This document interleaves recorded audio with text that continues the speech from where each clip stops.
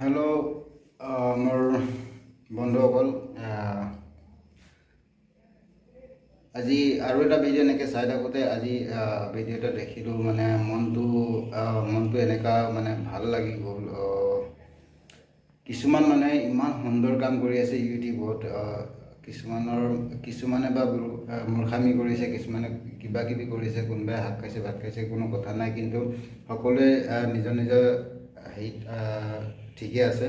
গতিকে আজি মই এটা ভিডিঅ' চালোঁ, খুব ভাল লাগিলে, খুব মনত বেয়াও লাগি গ'ল। মানে মানুহো যে এনেকুৱা এটা জীৱন থাকে, মানুহ কেনেকৈ জীয়াই থাকিব, মানুহৰ এভাগ জীৱন কেনেকৈ পোৱা হয় আৰু আধা ভাগ জীৱন কেনেকৈ পোৱা হয়, এটা সুস্থ মানুহ পাছলৈ যে কি অৱস্থা হ'ব পাৰে সেইটো মানে কোনো ক'ব নোৱাৰে আচলতে।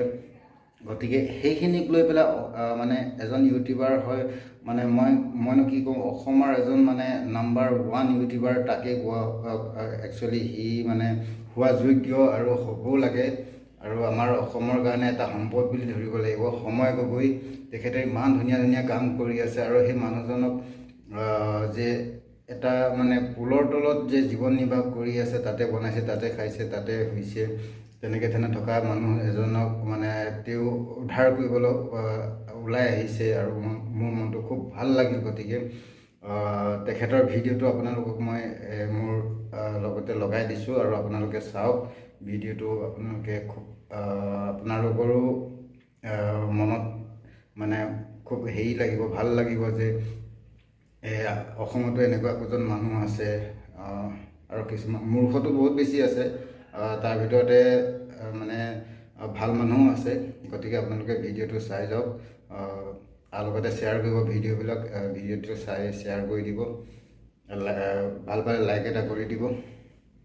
গতিকে আপোনালোকক ভিডিঅ'টো লগাই দিছোঁ, চাই লওক। মানুহে নিজৰ জীৱন পাৰ কৰিবলৈ ক'ত ক'ত থাকিবলগীয়া হয়, কেনেকৈ থাকিবলগীয়া হয়, আপোনালোকে দেখি আচৰিত হৈ যাব। যেনেকৈ মই এতিয়া আচৰিত হৈ গৈছোঁ। আহিছিলোঁ এখন ঘৰ চাবলৈ, আৰু ঘৰনো কি ক'ম, আপোনালোকে নিজে চাই লওকচোন। যিহেতু তেখেত ইয়াত থাকে, সেইকাৰণে মই ঘৰ বুলি কৈছোঁ। চাই লওক, এখন ঘৰ হয়। এই যে ব্যক্তিজন দেখা পাইছে, তেখেতৰ নাম হৈছে চন্দন বৰা, আৰু এয়া হৈছে তেখেতৰ ঘৰ। এতিয়া ইয়াতে আপুনি থাকে হয়নে? গছৰ ডালবোৰ কেলৈ ৰাখি থৈছে এনেকৈ? গছৰ ডালবোৰ মানে আপোনাৰ এই যিকেইটাৰ কাপোৰ আছে, সেই গৰুৱে টানিব নোৱাৰাকৈ বা কুকুৰ চুকুৰ সোমাই খোৱা খাদ্যৰ বাচন বৰ্তনখিনি থোৱা হৈছে, সেইখিনি যাতে তেওঁলোক প্ৰৱেশ কৰিব নোৱাৰে, তাৰ কাৰণে গছৰ ডালখিনি দি বেকা হৈছে। ক'ৰবালৈ যোৱাৰ আগত এনেকৈ দি থৈ যায় নেকি সদায়? হয়, ক'ৰবালৈ যোৱাৰ আগত এনেকৈ দি থৈ যোৱা হয় সদায় প্ৰায় দিয়া হয়। কেতিয়াবা পাহৰি গ'লে মানে এই ডালবিলাকেই থাকে, তেতিয়াও অকণমান গণ্ডগোল এটা হোৱাৰ কাৰণে কালি এইডোখৰ আনি পিনি ইয়াত জমা থৈছোঁ।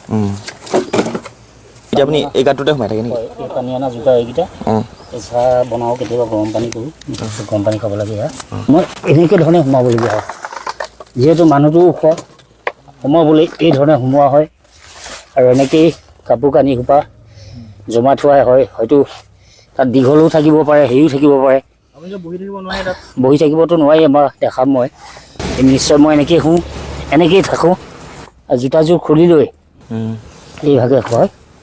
এয়া গাৰু লোৱা হয় নিজৰ চোলাকে, এই জেকেটটো পিন্ধি যাওঁ, ৰাতি আহি খুলি টুচকাকাৰত মানে কোমল কৰি লোৱা হয়। এয়া এইফালে গছ দি ৰাখি ইফালে একো নোসোমাই নেকি? ইফালে মানে সেই তালৈকে আপোনাৰ খোলাই আছে, এতিয়া আন্ধাৰ, অলপমান মৰণকে হৰণ দি থকা গতে হৈছে। বাচন বৰ্তনবিলাক নিজৰে এয়া ভিতৰতে ৰাখি থৈছে ন? ভিতৰতে থোৱা হয়, নহ'লে এইফালে চাওঁ, উলিয়াই লোৱা নাই। কুকুৰে চুকুৰে চেৰিকিলে বেয়া লাগিব নিজৰে। এনেকেই ৰাখি এইবোৰ বাচন বৰ্তন ন? খোৱা খাদ্য মই এনেকৈ ভৰাই পেলাই খোৱাখিনি খাই লৈ এনেকৈ থাকোঁ। এতিয়া মইতো এনেকৈ বহিবতো নোৱাৰোঁ, এনেকেই থকা হয়। এইভাগে মই শুওঁ, এইভাগে। আৰু প্ৰকৃত দিব লাগিছিলে মই মূৰটো সিফালে দিবলগীয়া হৈছে এইফালে, কাৰণ যিহেতু মাটিডোখৰ এঢলীয়া হ'ল, এইফালে উল্টা ফালে হৈছোঁ, পশ্চিম দিশে মুখ কৰি, কিন্তু শুব লাগিছিলে মই পূব দিশে মুখ কৰি। গতিকে এই এনেকেই মই জীৱন কটাইছোঁ। গতিকে যদি আপোনালোকে কিবা এটা মোৰ প্ৰতি সদয় হৈছে, গতিকে মোক কিবা এটা চাই চিতি কৰি দিব। যিকেইদিন জীয়াই থাকোঁ, কাৰণ বিশেষকৈ মই ৰোগীয়া, আগত ইমান বিশেষ ৰোগ নাছিলে, মই নিজৰ জোখতে নিজৰ মূৰটো চুবালোঁ, আৰু মই ৰোগীয়া হৈ গ'লোঁ।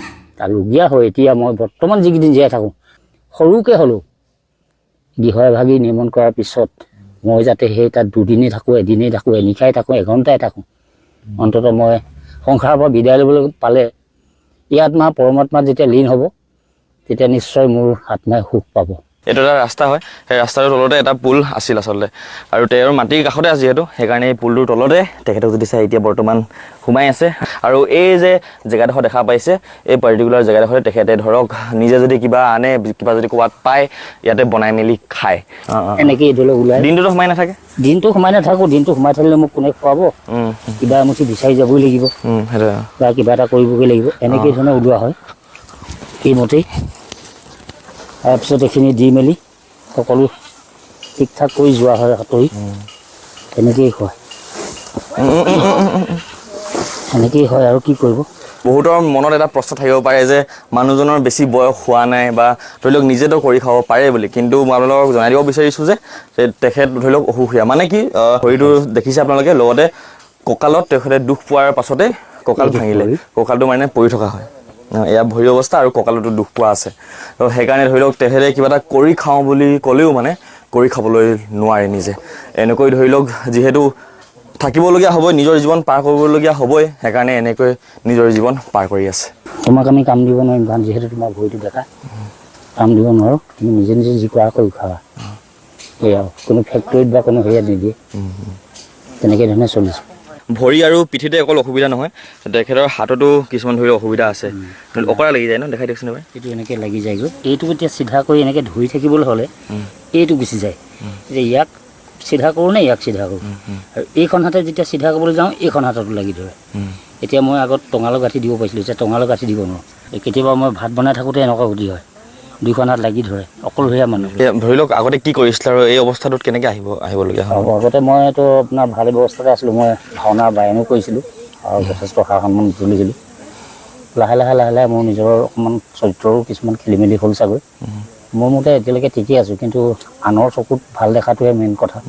নিজে মই যিমান চৰিত্ৰ ভাল আছে বুলি ক'লেও মই নামানিম, কাৰণ যিহেতু আজি সমাজে যিটো আদৰ অভ্যৰ্থনা মোক কৰিছিলে, আজি কেলেই কৰা নাই, নিশ্চয় কিবা এটা দুখ হৈছে মোৰ। এই দুখৰ জৰিয়তে আজি মই এই পৰিস্থিতি কৰিবলগীয়া হৈছে, যিকেইদিন জীয়াই থাকোঁ অন্ততঃ। আৰু আগৰ অৱস্থালৈ আগৰ মান সন্মান ৰক্ষা যেনেকৈ কৰিছিলোঁ তেনেকৈ কৰিবলৈ যত্ন কৰিম। আৰু খোলভাগ লৈ বজাব লৈছোঁ, কিন্তু এইটো ড্ৰেছত মই গোটেই বজাব নালাগে, তেওঁ এতিয়া উপায় নাই কাৰণে মৰাইছোঁ। প্ৰথম মই পৰিতালৰ শংকৰদেৱৰ সৃষ্টিত পৰিতালৰ ঘাটটোকে মাৰিছোঁ। নাৰায়ণ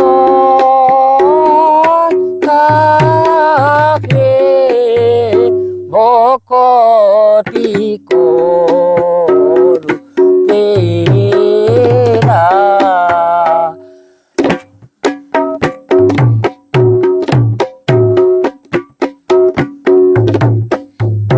এতিয়া অকণমান আংশিক ভাওনাৰ চাপৰ এটাকে মাৰি দিওঁ, মানে এই হাতৰ অকণমান কচকা লাগি আছে, মাত্ৰ ইমানকণকে বজাই দিছোঁ। জয় নৰকাসুৰ জয়।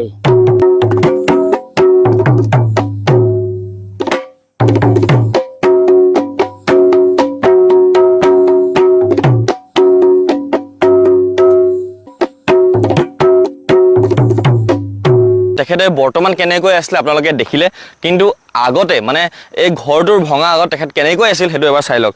এইটো ডেমো দেখাই দিছোঁ, আগৰ ঘৰটো এই ধৰণৰ আছিল, আৰু এয়া হৈছে তেখেতৰ ঘৰ আচলতে।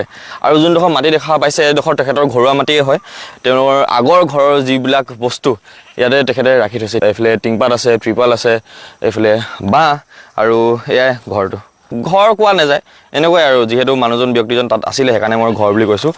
আৰু সেয়াই ভাঙিলে যিহেতু, ইয়াত ভঙাৰ পাছতে তেখেতে সেই পুলটোলৈ যাবলগীয়া হ'ল আৰু পুলটোত নিজৰ জীৱন কটাবলগীয়া হ'ল। আচলতে এই ঘৰখনৰ কথা মানে চন্দন দাৰ কথা গম পালোঁ, যিহেতু ওচৰতে মই ঘৰৰ প্ৰজেক্ট এটা চলি আছে, সেই ঘৰখনৰ মানে প্ৰজেক্টখিনি কিমান আগবাঢ়িছে বুলি চাবলৈ আহোঁতে তেখেতৰ কথা গম পালোঁ, এই ঘৰখনৰ কথা গম পালোঁ, তেতিয়া লগালগ আহি পেলাই নিজেও চালোঁ আৰু আপোনালোকক দেখুৱাবলৈ চেষ্টা কৰিলোঁ। বাকী এতিয়া চাওঁ, অতি সোনকালে তেখেতৰ কাৰণে কিবা নহয় কিবা এটা কৰোঁ বুলি চেষ্টা কৰিছোঁ, মানে ভাবিছোঁ আৰু তেখেতৰ কাৰণে কিবা এটা কৰোঁ বুলি, কাৰণ মোৰ বৰ্তমান 3টা প্ৰজেক্ট চলি আছে, লগতে এইটো প্ৰজেক্ট ল'লে 4টা প্ৰজেক্ট হ'ব, সেইকাৰণে একদম ওপৰাওপৰিকৈ ল'লোঁ, কেতিয়াবা অসুবিধা হৈ যায়, তথাপিতো সেইকাৰণে লাহে লাহে ষ্টেপ বাই ষ্টেপ কেনেকৈ কি কৰিব পাৰোঁ তাকে ভাবি আছোঁ। সঁচা কথা ক'ব গ'লে কোনো নিবিচাৰে যে মই এইটো কৰিম সেইটো কৰিম বা এনেকৈ থাকিম বুলি, কোনো নেভাবে এইটো কথা জীৱনত, কিন্তু হৈ যায় আৰু, কাৰোবাৰ ভাগ্যত লিখা থাকে, কাৰোবাৰ কি বুলি ক'ম এই কপালত লিখা থাকে যে কোনোবাই লেট্ৰিনত থাকে, কোনোবা কাৰোবাৰ ঘৰৰ ওপৰত চালিয়ে নাই, কোনোবাই ৰাস্তাৰ পুলৰ তলত থাকিবলগীয়া হৈছে। ভাবি চাওকচোন আপোনালোকে কেতিয়াবা জীৱনত ভাবি পাইছিলে নে ইমাজিন কৰিছিলে? কমেণ্টত জনাব।